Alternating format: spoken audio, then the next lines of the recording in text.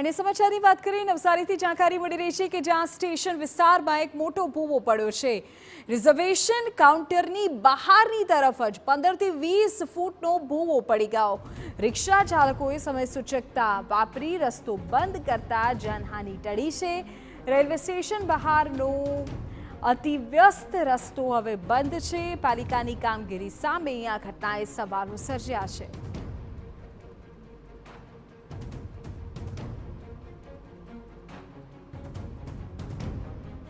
वो truck book अंदर नहीं गया बहन छोड़ ચોમાસાની શરૂઆતની સાથે નવસારી શહેરના અલગ અલગ વિસ્તારોમાં દર વર્ષે ભૂવા પડવાનો બનાવ બનતા હોય છે। આ વર્ષે પણ જે દ્રશ્યો દેખાઈ રહ્યા છે એ મસ્ત મોટો ભૂવો પડ્યો છે અને જે કહી શકાય કે આ જ વિસ્તારમાં અગાઉ પણ ભૂવો પડ્યો હતો। નવસારી રેલવે સ્ટેશન વિસ્તારમાં આવેલા રિઝર્વેશન સેન્ટરની બાજુમાં માર્ગ જે યાર્ડ આવેલું છે એ વિસ્તારનો જે મુખ્ય માર્ગ છે એ ભૂવો પડ્યો છે। જે પાઇપલાઇન પણ દેખાઈ રહી છે। જે સ્થિતિ નિર્માણ થઈ છે એના પગલે સમગ્ર વિસ્તારમાંથી આવન જાવન બંધ કરવામાં આવ્યું છે। જે સ્થિતિ નિર્માણ થઈ છે એ નગરપાલિકા દ્વારા યોગ્ય કામગીરી ન કરવામાં આવતી હોવાના કારણે આ પ્રકારે ભૂવો પડ્યાના જે દ્રશ્યો સર્જાયા છે।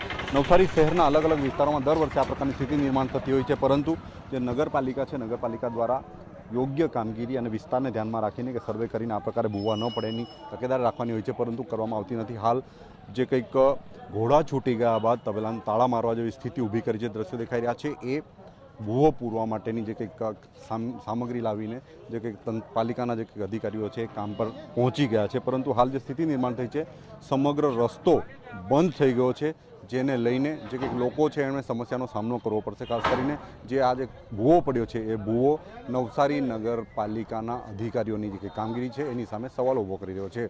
નિલેશ ગામિત, TV9 નવસારી।